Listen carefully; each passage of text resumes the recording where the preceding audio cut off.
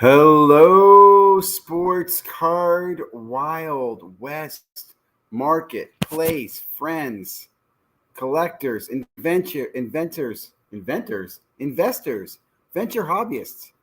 Welcome to tonight's very first Sports Cards Daily Night Live, or Nightly Live, or Live Night Show, or I don't know. We'll have to figure that out. But Sports Cards Daily first night show. It is 11 o'clock East Coast time. If you're watching this early in the morning, thanks for checking in. If you haven't already, please subscribe. I'm going to start this off this week. Got a guest every night. We're going to start off. I'm going to go over the news for a few minutes. We're going to bring a guest on, let them talk a little bit about their story in the hobby. And then we're going to open it up for Q&A from the audience. So it's late. Can't wait.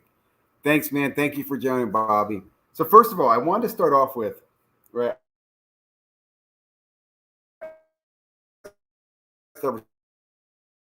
something kind of funny. But I really like breaking. Did we just lose everything? What happened there?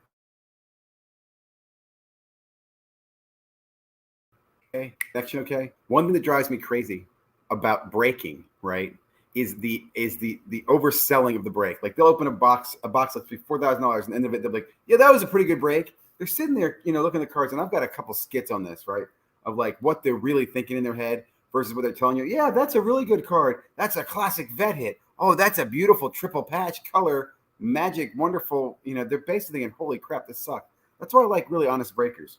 So I want to give you tonight, starting off the first show of the evening, my top three, and guys, I hope you guys can hear me okay.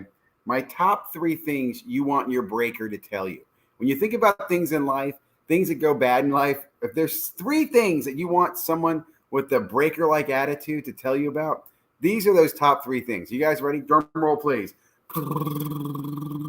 Okay, number three, your grandparents are dead. I'm sorry to tell you that. It's a real bad beat. Your grandparents are dead. However, there's going to be a will, and they're going to use random.org to determine the draft order of who gets what of grandma and grandpa's stuff. How exciting is that going to be? That's right. I said it. That's right. Yes, I know your grandparents have passed away, but they're using random.org. They're going to do random draft order on grandma and grandpa's stuff. Wouldn't that be hilarious? Wouldn't that just be the best? Maybe I'll add that to my will. Hey, you do random.org and the grandkids get the pick. In random.org. The number two thing that you want here, your breaker break the news for you. If something bad happens, the number two thing, drum roll please. You guys probably already know this one. Come on. Your lover is cheating on you. Yes. I'm sorry to tell you this. The break was terrible. You got skunked. You basically gambled. And we've just found out your lover is cheating on you. However, there's a random break coming up in just top of the hour. We're throwing all the keys in a fishbowl, and you get to take somebody home with you. Do you feeling lucky? You feeling lucky? Huh? Is that good? So that's the number two thing you want your breaker to tell you to break news is that your lover is cheating on you. They're the person who you want to break that news to you. Now, the number one piece of bad news that you would want your breaker to give to you in the event that this news ever happened, and I hopefully you guys are giggling at this very poor effort at humor starting off the show tonight. Ziggy, I hate to tell you this, but your dog is dead.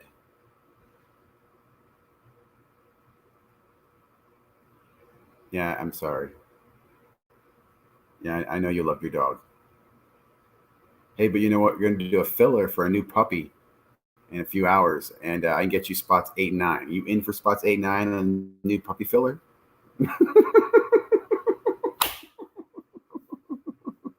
The top three things you want your breaker to tell you about when it comes to breaking bad news. I hope those were funny. I got a few giggles from the audience. Okay, we're going to go ahead now. Look, I'm going to share some news. I got my guest is coming in. I see the guest joining in the back. Hang in there. Quickly, let's go share the news. Not a lot going on, but I do want to hit on a few quick stories here real quickly. Top three stories. Whoa, dude. Did I do that right? And was my face over here and the videos over here?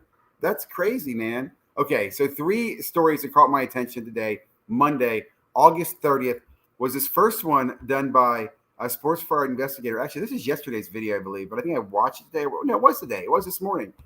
He does just a great video on everything you need to know about Panini Select.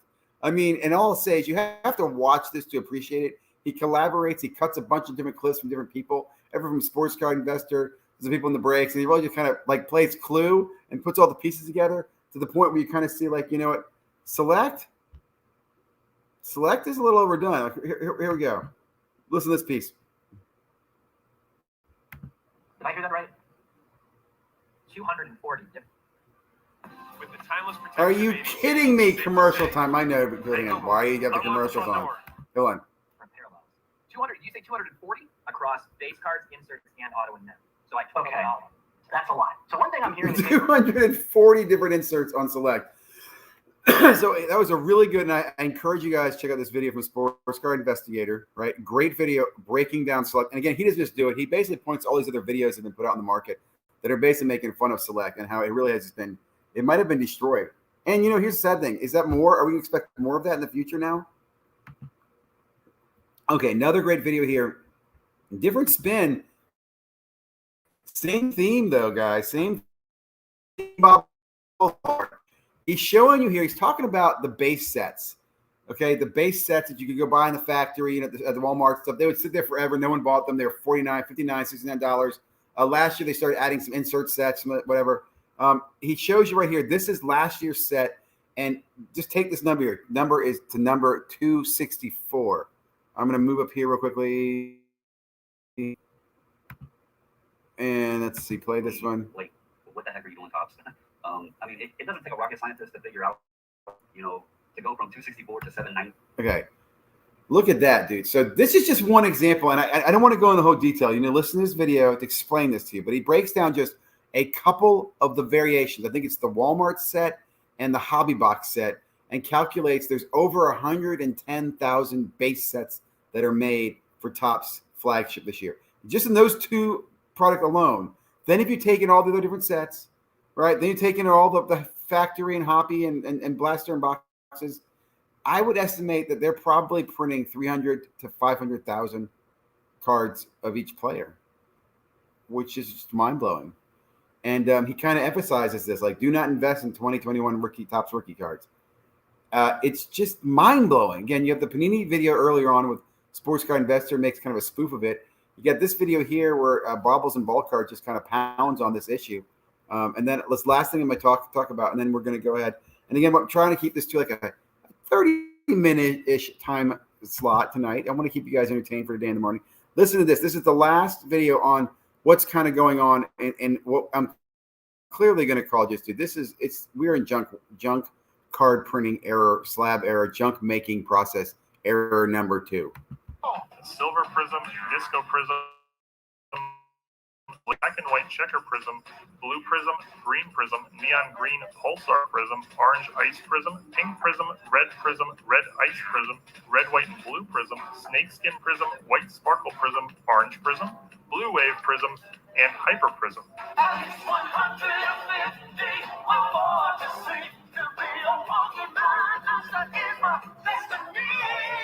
Red wave prism, purple prism, blue ice prism, green scope prism, purple power prism, red shimmer prism, blue shimmer prism, camo prism, gold prism, green shimmer prism, no huddle prism, no huddle blue prism, no huddle red prism, no huddle purple prism, no huddle blue prism, no huddle neon green prism, red and yellow prism, and purple pulsar prism.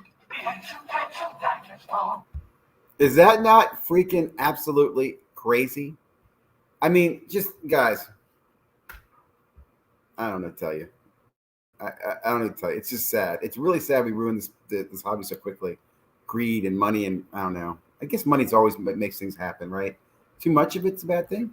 Okay, so my next guest, or my first guest, I'll be honest, my first guest to be on the show for this inaugural night is somebody who I met on Instagram.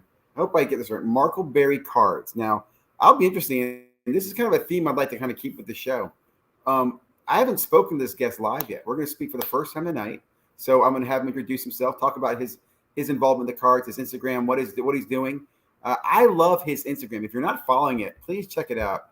He's got some of the best freaking memes out there.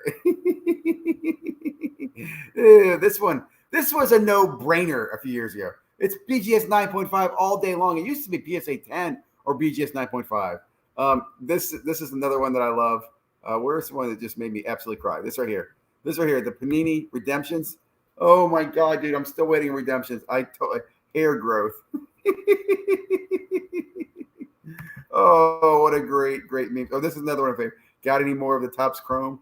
There's just so many. Yeah, I love this one too. Say eBay 101 again. I dare you. I double dare you, motherfucker. Anyway, let me go ahead. Let me stop the share. And let me go back to the main screen.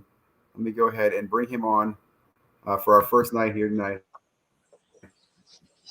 Welcome, man. Welcome to the show. What's up? Hey, how you doing, Ziggy? Thank you. Doing well. Can you hear me okay?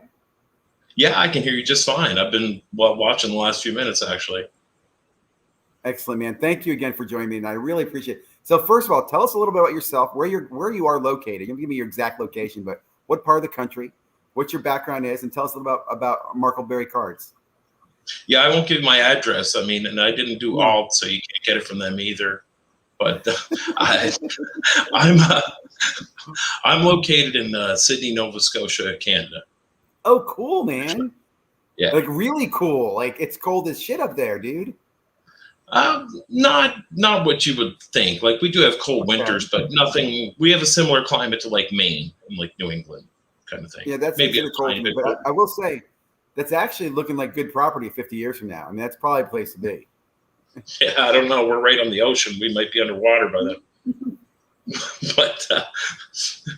But no, you were saying with the hobby. I originally started back when I was a kid, like late 80s, early 90s, in that whole junk wax heyday. I used to even sell cards at the flea market and, buying wax, flipping singles, doing all that kind of shit. And I dropped it pretty much after high school. For me, I'm old as shit. I graduated in 94, so it was pretty much around then that I got out of it.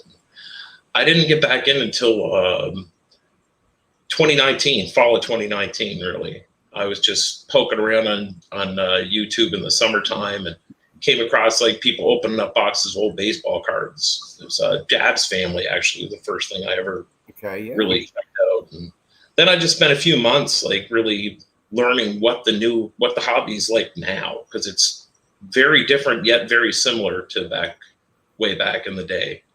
So I did that for a while, and then I finally started buying some wax and started buying some slabs and made an IG. And almost a year now that I started making memes. I was a big fan of Lamine James. So who isn't? Lamine is the king. Yep. And it was the first thing I check out on Instagram every day. And then just one day I was like, well, maybe I'll try my hand at it. I think I do decent at it enough. I know some people like it. I do it to amuse myself and maybe a few other friends, and the fact that other people really like it is cool to me. But I won't change. I love it. I absolutely love it. And I'll say I like Lamine James. There was he's something great. he did that annoyed me. I'll be honest. Back a few years, about a year ago. Okay, but that's what he is.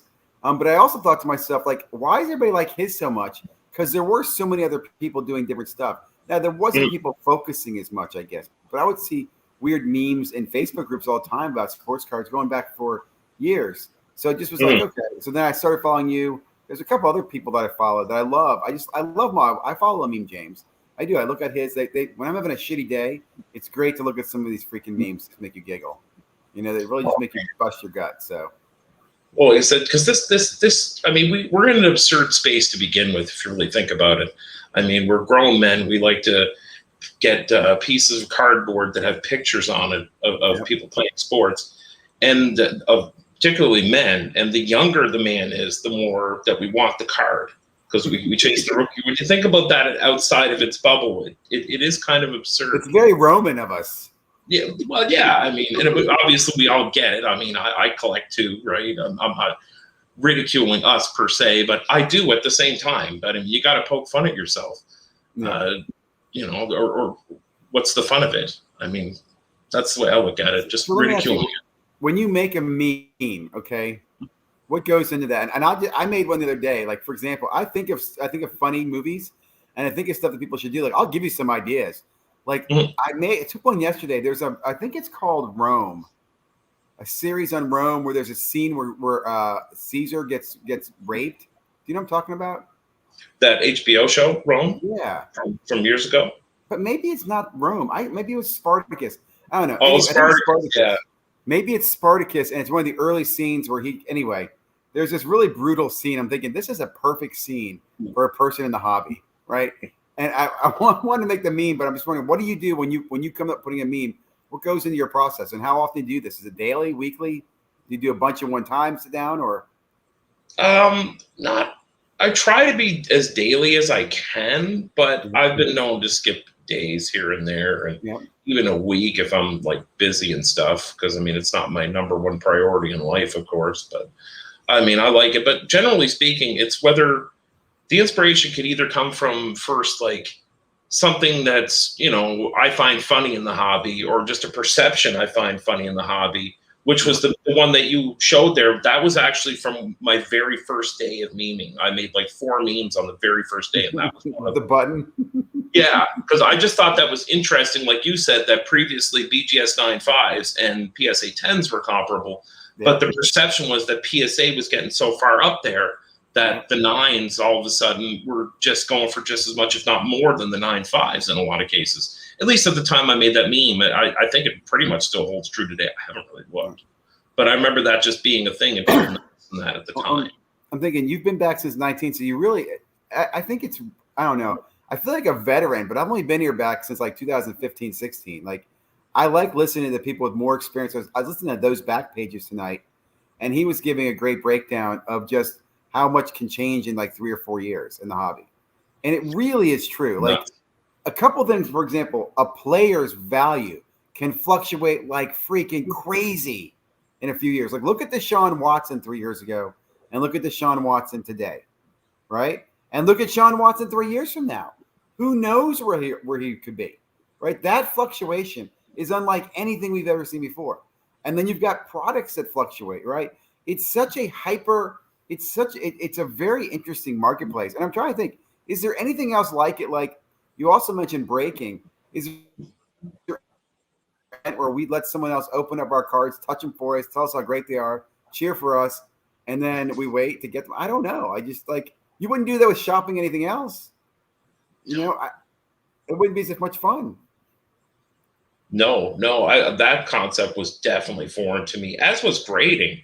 Because like I really had to look at that too, because I know some of those things probably existed back then, but they weren't prevalent. I never saw a graded card in my life up until then. But yeah, it changes so much, and it's just crazy. But yet, like I said, though, a lot of the behaviors are similar. Like the people flipping packs and charging more than what the retail cost is for packs. That used to happen a shit ton back then, a ton. Especially when there was a coveted rookie card in one of the sets, those packs would go up. So I will say, for me though, in 2016 and 17, there were at least there were groups that moderated that, right? For example, I know the Bowman boxes in 2006, I guess, or 17, were very popular, but there were certain groups that capped it where you couldn't sell them for more than $35 or $30. Damn it. Anyway, where now they don't care much. Sell for as much as you want. Listen, if you pay $100, if someone's want to pay it, they don't care. So that mentality has also changed a lot in the hobby, where it used to be more of kind of a collective. Like breaking started as more of a bunch of guys getting together and sharing a box that not one of them could afford. But I know you like the Yankees, I like the Mets, so you get your favorite team, and then we'll split the other teams up equally, right? That's when breaking started. And then breaking got very commercial. It had a kitchen breaking time, but what changed was there was breaking fraud. There were people stealing and breaking, and then there was like people who and the gambling element too, like whether it's legal in certain states. Like that's been a big question. Absolutely, there is a gambling element to it. And I'll be honest, I was a degenerate gambler before I got into sport or got back into sports cards. And buddy, I don't mind gambling either. I've been known to do it here and there. I still like gambling, but my point is, I met a guy who got back into cards. My kids were into cards too, but he was one like, you got to open a box of National Treasures. And I'm like, I'm all in. Let's go do it. So back in the day, I used to open some crazy boxes of cards because it was gambling. I don't know. It was It was a rush. And I think that's what I still like about today. I do like the rush of like, that's what I like more than buying a graded card and hoping the player performs well. That is so boring to me, right? I'd rather really? buy a box, hold the box, sit on the box, open the box later on. Like, I don't know. I think that's more exciting. Trade the box for a box that you want, I've always liked always since I've been back, I like a combination of both. I do like rip and wax, but now I just can't damn well find it. Like where I'm at, there is no local card shops. That doesn't exist. My local card shop is fucking Walmart, and you usually can't find anything besides like MLS soccer and fucking Score football is usually all I ever see there now. I used to be able to get boxes before. I'd even got a few blasters of Prism in 2019. Can you order anything online? Can you order from just here. No, I don't buy any of that online. But the slabs, yeah. But I like the slabs. I still do. Like I will buy. I haven't done it as often this year, but I will buy a couple hobby boxes from Blowout or Dave and Adams, whoever's cheaper. Like I just bought. Well, I didn't just buy it. I bought it back in the spring. I pre-ordered way in advance. Yeah. I pre-ordered 2 boxes of Chrome Bowman Chrome. I also got 2 boxes of Bowman paper back in the fall. So I'll open one of those and I'll save one of those. It's harder to do, but I've learned patience. Like I would like to get a box of Donruss football, but I keep reminding myself that's a waste. Don't do it. Don't do it. Wait for the shiny football to come out. Wait for shiny football, or as my friend Pepino Man would say, wait for Chinese. Wait for the Chinese. I'm just a baseball guy now myself. I mean, I dabbled in basketball a little bit, but baseball's my thing. Now, do you do the Bowman stuff or you do Topps? Tops. I do a tiny bit of Bowman, but I'm more into the Topps and Topps Chrome. I love Bowman. I really do. I think I appreciate the patience of collecting as well.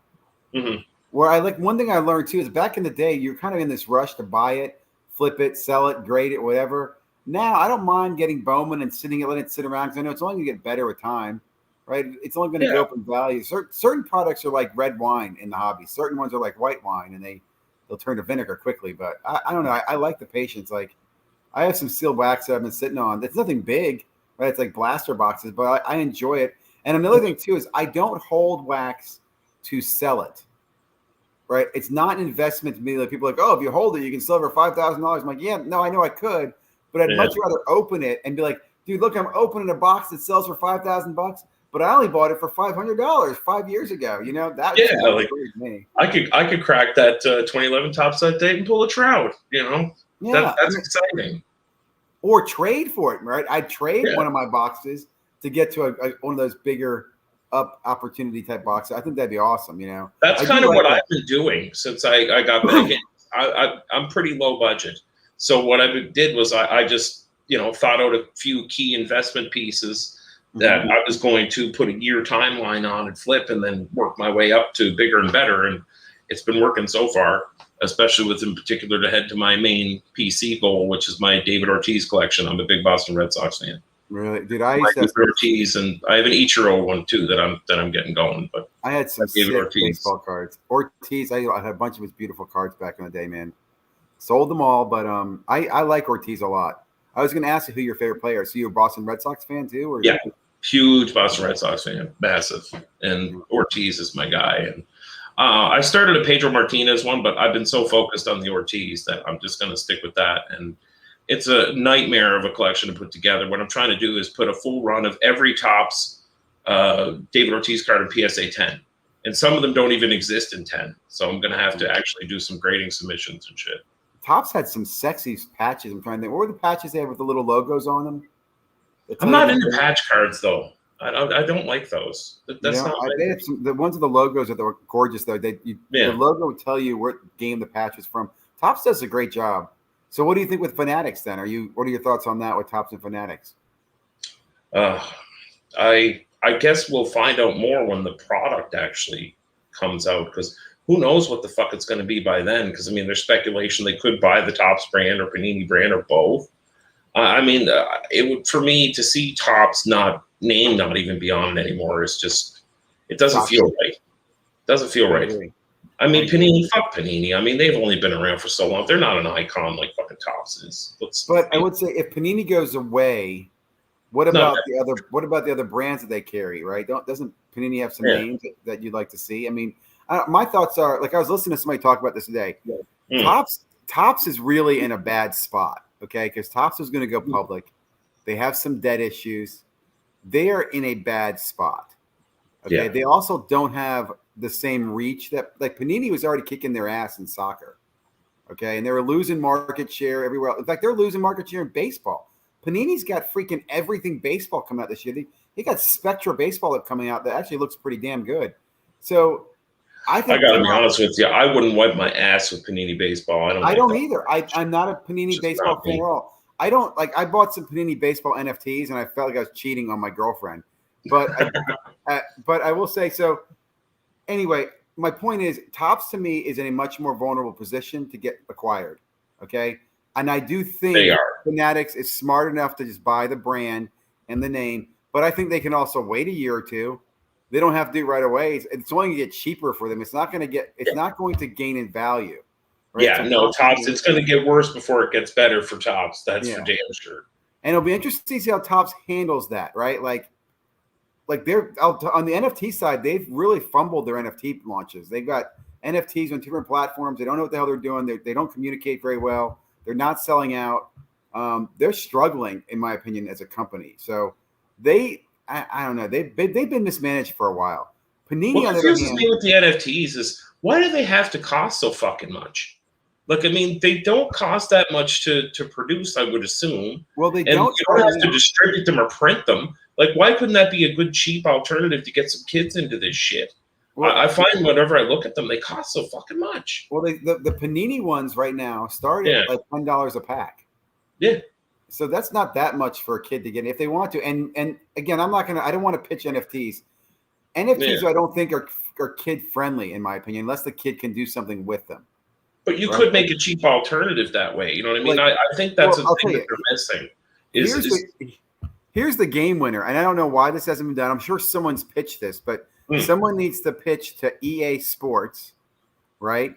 Who does they have all the football games, the baseball games, where they use the player cards, right? You build your own team, you manage your own franchise. They need to make those NFTs, where you can go open an NFT pack from Panini that's licensed, and then if you get Michael Jordan or whatever player, well, I can't use Michael Jordan, but you get whatever player, whoever it is, and you can put them into your video game. Right, that's where when they make that bridge between packs and video games, that's when I think you'll see a major takeoff in the acceptance. Video games is definitely a good bridge for the younger the younger people into collecting. Like that reminds me, I think Fortnite even had a LeBron James skin, right? That's a valuable skin. Just if a LeBron James skin is going to be worth money, which is crazy when it's just a freaking skin on Fortnite. I barely know what a Fortnite is. Like I said, I'm old. I still don't even know anything about Pokemon. Yeah, I'm not a Pokemon guy either. I'm not. So let me check the chat here. So you're just a collector? You still do breaks at all anymore? Or are you? No, I haven't done anything with that because, to be honest, I don't like this year's Topps design. I think it sucks. So I haven't bothered with any of this year's Topps much. I bought one blaster. That was it when it came out. Hate the design. Did you watch Baubles and Ball Cards video on Topps? No.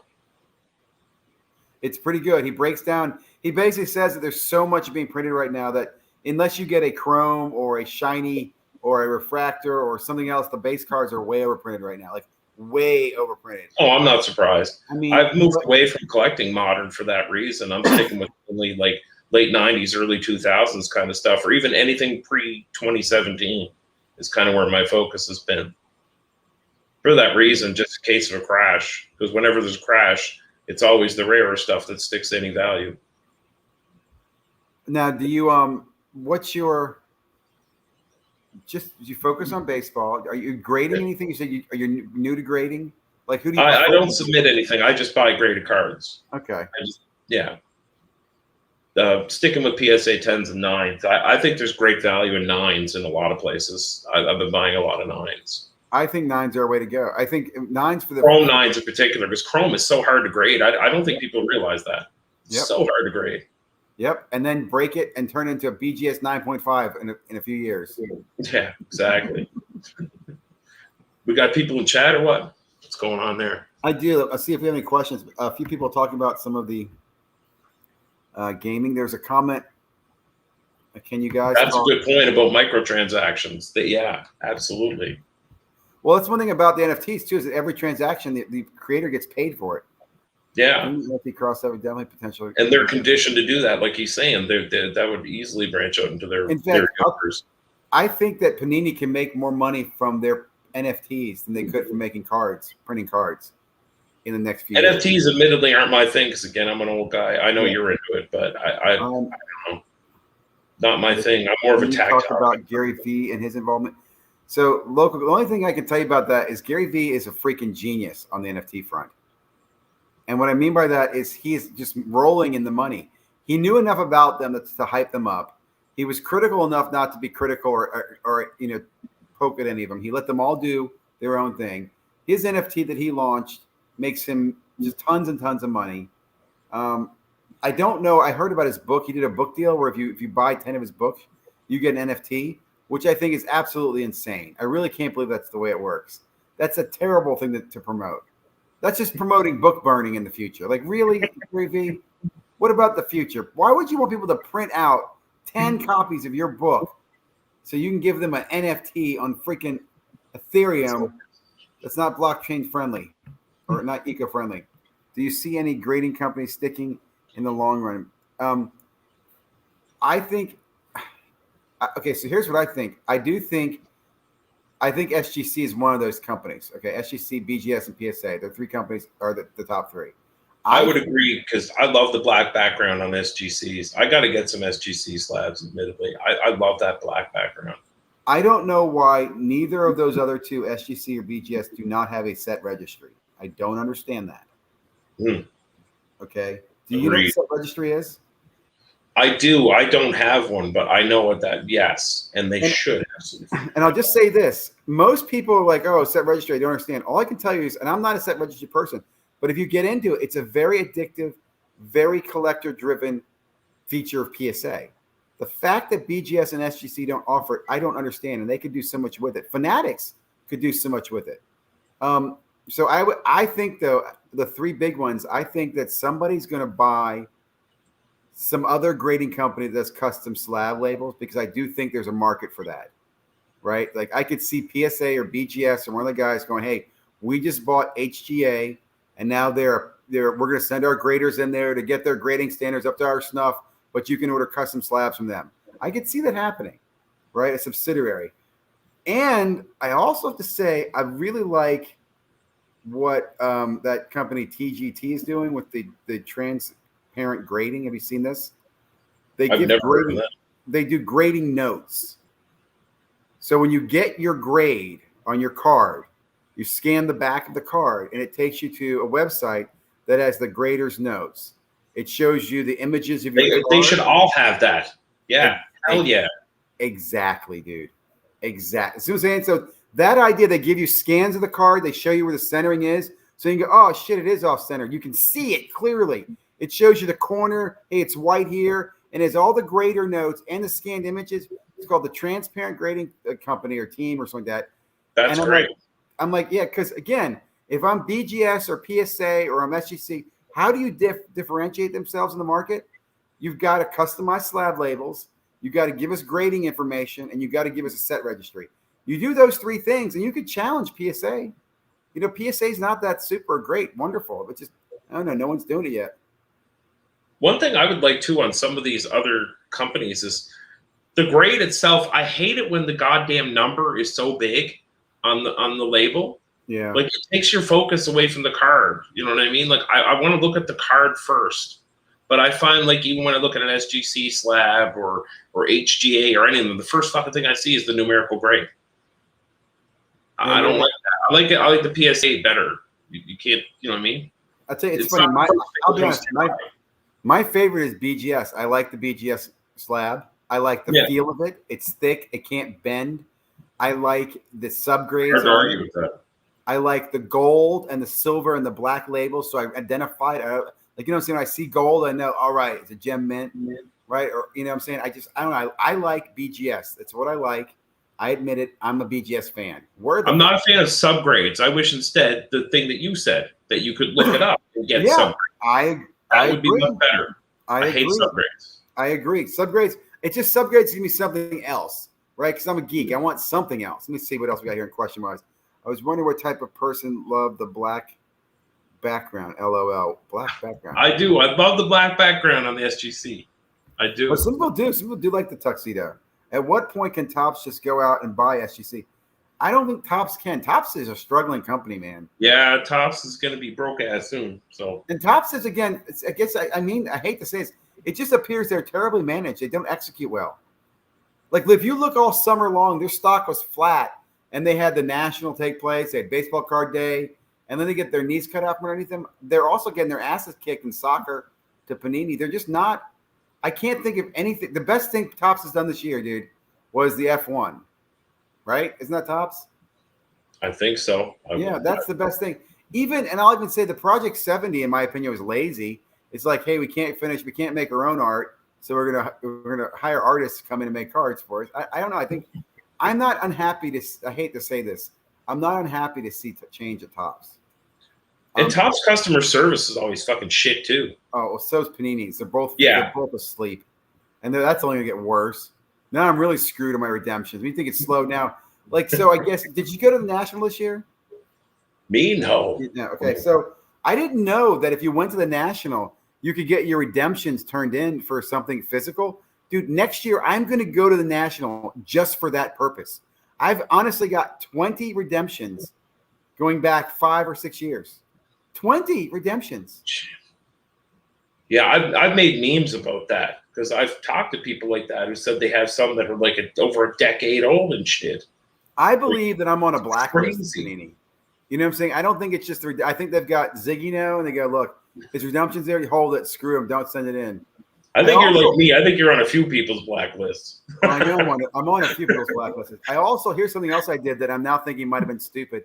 I pulled the LaMelo Ball silver prism out of a pack, right, from a Walmart, and it was terribly off-centered. So I had the UPC code, the receipt, everything. I shipped it to them for factory default, because it's off-centered. They received it, and I haven't heard peep since then. And that was probably about 8, maybe 10 weeks ago. I'm never going to see that card again. No. I mean, never going to see that card again. Probably going to be damn worthless anyway, but whatever. And look, I'm always wearing your hat, Panini. Can you freaking not help me out here, guys? Can you please not give me my redemptions? I thought you were representing a sandwich place, man. No, I love this hat. This hat, it has a lot of meaning to me. Even though Panini drives me crazy, the hat has meaning. I actually like the TGT doing. Became a better. I'll have to check that out. I love that idea of putting the well, so here's another thing I'll tell you too. You're right. Like I would buy a TGT slab because if I get the slab, in fact, before I even buy it, I can freaking look at the picture, scan it, and go see all the grading notes about it, see what kind of condition it's in to go, hey, is it something I can cross it over or not? You know what I'm saying? That's where I was just thinking. I was like, are these guys cheap to submit to? You could use them as like a screener to sub to PSA. Yeah, you find that's a good card that they graded that they're giving you good notes on. So hey, it's a 9. We give it a 9.5. But you're like, shit, this is a PSA 10, right? You're getting all the grading notes right there. I think it's great. I do. I love what they're doing. I look forward to talking to. In fact, I don't want to ruin it for you, but tomorrow night I'm going to have one of the founders of TGT on the show. Nice. Oh, cool. Then I'll definitely learn more about it then. Yep. And I got to keep the week going, man. Stream the grading of cards. That would be cool to see that process even once. I agree, man. This is one thing that's pissed me off since the beginning when I got, and it's funny. You talk about grading. When I got into grading, my first experience to grading was probably 2017, 18. I was in this group. I was in a lot of different Facebook groups, and I got in this one group called Slab Something, and they were selling cards in there that were the same cards that I was buying raw, but in slabs were selling for hundreds of dollars. And these things were freaking filling fast. I'm like, holy shit. Like this was like deep water, like instead of a $10 card, it's like hundreds of dollar card. And I won a card there. I won a Chris Bryant card. And I want to say it was valued like $700, right? At least in that slab room. And I remember asking somebody, and the guy was explaining to me how if you grade a card, it has a multiplier of 2x, 3x, or whatever based on the raw card. And that just blew my mind. I still don't understand why that makes sense. I'm like, that seems asinine to me. He goes, no, man, that's the way it works. And even today, you can have 2 PSA 10s, and if some guy puts a sticker on that one, it differentiates the difference even more. It's ridiculous, this grading thing. So, yeah, it's not like the old days when Beckett told us what our cars were worth, and if it went straight from pack to top loader, that bitch was mint. I mean, the grading thing is way overdone. Let's see what else we got here. Get email when you get cards getting graded. Looking for questions. Any questions from HCA? Very hard to concentrate with the card for me. Yeah, I know some people don't like the labels. I'm not a fan of the slab. Like, I don't got a problem with the company, obviously. I don't like the way their slabs look. I think they're cheesy. I like the look of HCA labels. I worry about the security of their slabs. Well, I'll tell you the best security is again BGS, because they have each card is in a sealed envelope, plastic envelope, which means it's resistant to mold, it's resistant to water, right? These are things that your PSA slab is not. PSA slab can get crushed with mold. I think it can't happen. It can. This has been awesome, man. What's up, Ziggy? Pittsburgh's in the house. We're just talking about him. I wonder if you heard us talking about him. Ziggy, if you ever auction that hat, let me know. Dude, I love this hat. I want to find another one. If you ever find anybody making more of these, I've asked Panini about it, and they don't know where they have them. And in fact, I'd even take a hat, Panini, over some of the damn redemptions. The hat, just for the record, the hat was, I got this from the breaker at Steel City, who broke a box of innovation for my son on his birthday, and my son got a Stephen Curry card out of it. It was made his day. We had the video. My son would watch the video over and over. This is back when my son liked cards too, so it was really cool. And I got the hat. Nice. The breaker had the hat, and I got the hat from the breaker as well. And then I saw him in person, and I've just had this hat because it reminds me of my son and that break. And even though Panini pisses me off, I got the sandwich chip. Well, guys, I'm going to go ahead and wrap this up, man. My most viewed meme. My most viewed one, there was a Bernie Sanders one that I made about I am once again asking, please stop putting PSA 10 with a question mark in your eBay listings. That one was probably, I would say, my most popular meme ever. I like was it Chris Farley one that does that too? That one actually did pretty good. And I had another one where I made a MAGA hat with make hobby boxes affordable again. And that one went pretty good too. I was going to dig that one into my archives soon. I like throwing ones back into my archives from months ago because, I mean, I've had different followers, you know what I mean? So throwing out some of the ones that I thought were funny that maybe were overlooked back in the day too, I'll throw them out there here and there. What color was I always make new content though. What color was the MAGA hat? Oh, it was the classic red MAGA hat. I'll throw it out there tomorrow. You got to throw a blue one up and you might get more likes because if there's some people who are just, they see red and they're going to hate it. They don't care what it is, right? So yeah. I got some meme ideas for you too. I'll have to send you later on. Yeah. You have to work with. Okay. What's one of the things you would like to have happen with your collecting in the next 12 months? Me? Yeah, go ahead. You go first. I'd like to be able to afford a 1997 Fleer PSA 10 David Ortiz. I only have a 9 right now. So there you go. That's mine. A 97 David Ortiz. Yeah, 1997 Fleer David Ortiz. That's the rookie. For me, I'm going to say I'm going to probably be deep into NFTs for the next 12 months. I'm just too concerned with cards right now. I don't know. I just don't trust them. Yeah, I was watching you break those things. I love the NFTs, man. I really do. I enjoy them. They're fun. I don't know. Right now, I'm in the NFT world. And I was watching that was one off the jersey number. I was actually watching that live. Yeah, that was my best ever opening NFTs. I won't lie. I mean, normally it's never that good. In fact, it's often not that good, but I still love them. I really enjoy them. And I'll tell you another thing. I have a better budget with NFTs because you kind of see what you're spending. With cards, you spend it, but it's easy to hide it from yourself. With NFTs, you can see right there, oh, yeah, I spent that on there. Oh, yeah, I spent that there. So it kind of keeps me on a tighter budget maybe. Well, guys, I'm going to go ahead and wrap this up. I do appreciate it. First night starting off the show, man. Thank you very much for being here. Thank you, everybody else, for being here. Thank you, Ziggy. Thank you, man. Appreciate it. I'll have you back on again as well, and we'll be following you on Instagram. Instagram's your primary media, right?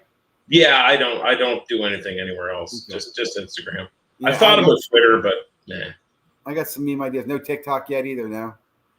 No, I have it only. I've used it to create memes only. I don't really do anything on there. Okay. So no point in following. Or you can if you want, I guess. Who knows? Well, man, again, thank you for being on. I look forward to talking to you again, especially as it get colder in the winter. We'll definitely talk. I want to hear about how nice it is up there. Yeah, oh yeah.